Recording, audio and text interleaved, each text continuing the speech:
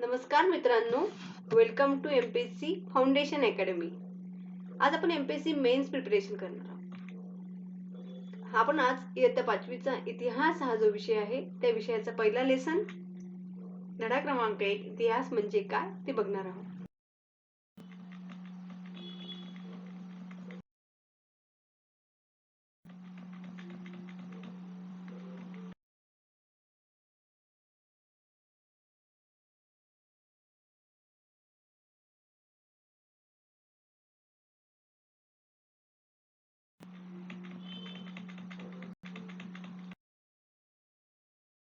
हे 3 क्वेश्चन बघितलेले आहेत.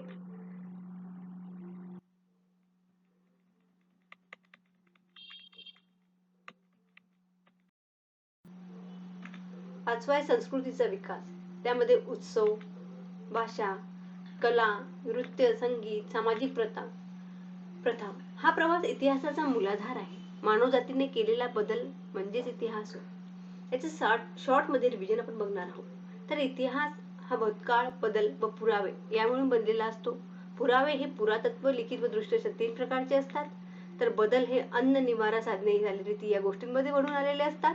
आदी मानवाची म्हणजे जी प्रगती आहे ती कशी झाली, तर अग्नी, चाक, शेती, गाव, संस्कृती असा त्याच्यामध्ये एक एक बदल होत गेला. इतिहास लेखनामुळे काय झालं, तर पुरावे, तुलना, विश्लेषण, क्रम, निष्कर्ष हे आपल्याला इतिहास लेखनामध्ये जे त्यांचे मूलभूत आधारभूत तत्व होतं त्यानुसार आपल्याला ते दिसून येतात. प्रश्न चौथा, इतिहास लिहिण्याची प्रक्रिया स्पष्ट करा. इतिहास अचूक लिहिण्यासाठी इतिहासकार विशिष्ट वैज्ञानिक पद्धतीचा अवलंब करतात.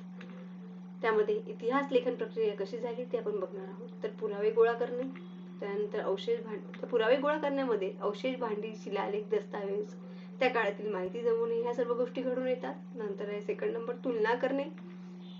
तुलनेमध्ये वेगवेगळ्या पुराव्यातील तथ्यांची पडताळणी करणे, एकसंधता तपासणे. थर्ड नंबरचं आहे विश्लेषण करणे. तर विश्लेषणामध्ये कारण परिणाम शोधणे, घटना का घडली, कशी घडली, परिणाम काय झाला हे सर्व तपासणे. 4 नंबर आहे घटनाक्रमबद्ध मांडणे. तर घटनाक्रमबद्ध मांडताना कालक्रम तयार करणे, घटनेची शास्त्रशुद्ध साखळी मांडणे. आणि 5वा आहे निष्कर्ष लिहिणे. खरं इतिहास तयार करणे, दिशाभूल करणाऱ्या गोष्टी दूर ठेवणे. इतिहास लेखन ही एक गंभीर पुराव्यानुसार चालणारी अत्यंत जबाबदारीची प्रक्रिया आहे. इतिहास लेखन प्रक्रिया तो आपण एक मॅप द्वारे समजून घेऊ. तर त्यामध्ये पुरावे गोळा करणे, तुलना करणे आणि विश्लेषण करणे.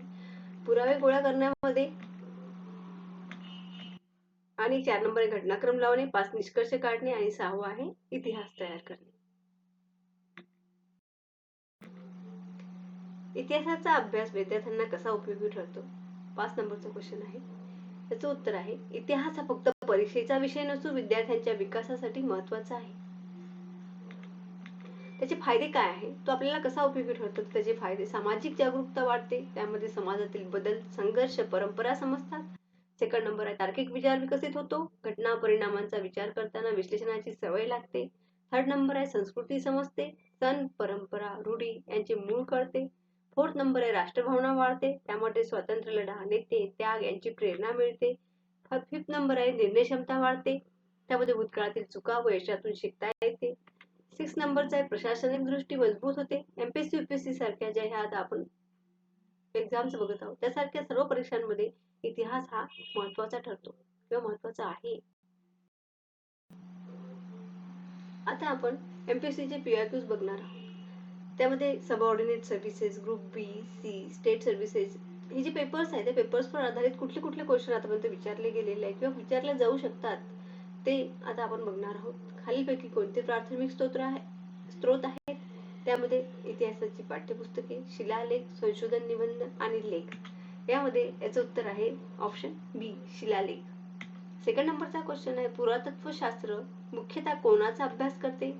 त्यामध्ये आहे अर्थव्यवस्था, अवशेष व भौतिक सामग्री, राज्यघटना, सामाजिक चळवळी. तर त्याचं उत्तर आहे ऑप्शन बी, अवशेष व भौतिक सामग्री. थर्ड नंबर क्वेश्चन आहे इतिहास लेखन या शब्दाशी जोडले जाणारे योग्य विधान कोणते? त्यामध्ये ऑप्शन आहे कल्पनाशक्तीवर आधारित प्रक्रिया, पुरावे गोळा करून निष्कर्ष काढण्याची प्रक्रिया, कथा बनवण्याची पद्धत, भाकीत करण्याची प्रक्रिया. तर त्यामध्ये ऑप्शन त्याचं उत्तर आहे बी, पुरावे गोळा करून निष्कर्ष काढण्याची प्रक्रिया. क्वेश्चन 4 आहे खालीलपैकी लिखित पुरावा कोणता? ज्यामध्ये ऑप्शन आहे ए मातीची भांडी, ताम्रपट, गुहा व दगडी साधने. तर आन्सर आहे ऑप्शन बी ताम्रपट. क्वेश्चन 5. इतिहास म्हणजे भूतकाळातील घटना नोंदवण्याची प्रक्रिया ही मत कोणाची? त्याचा आन्सर आहे, त्याचं ऑप्शन आहे Karl Marx, Voltaire, Herodotus, Romila Thapar. त्याचं ऑप्शन आहे answer C Herodotus, father of history.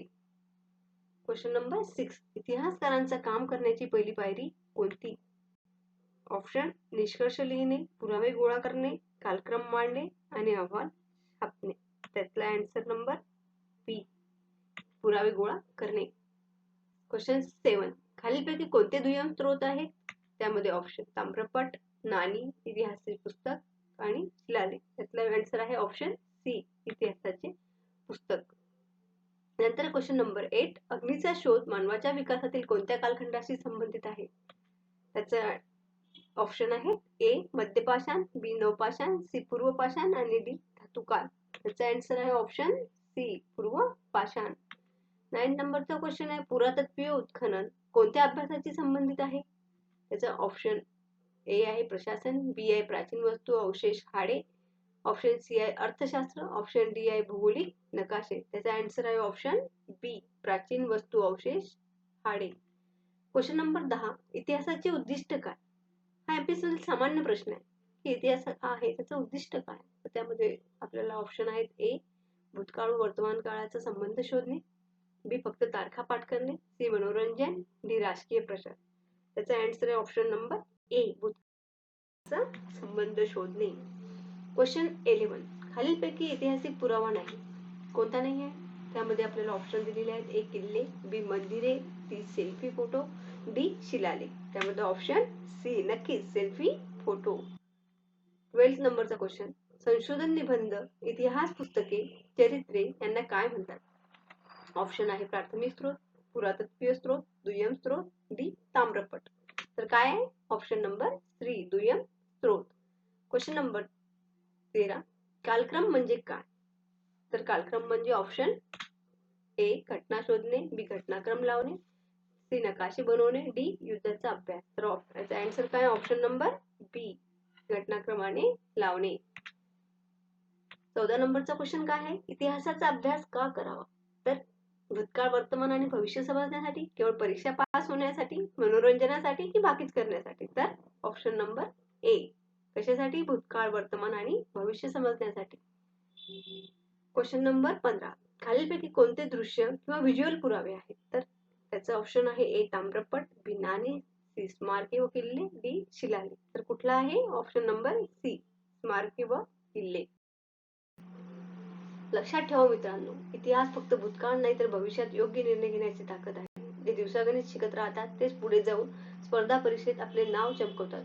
तुम्हीही रोज छोटे छोटे प्रयत्न करा. एक दिवस मोठं यश तुमच्या समोर आहे. स्वतःवर विश्वास ठेवा कारण तुमच्यात अपार क्षमता आहे. जर हा व्हिडिओ तुम्हाला समजायला सोपा, उपयुक्त आणि परीक्षेच्या दृष्टीने महत्त्वाचा वाटला असेल तर लाईक, शेअर आणि सबस्क्राईब करा आणि आमच्या YouTube चॅनलला बेल आयकॉन दाबून सबस्क्राईब करा.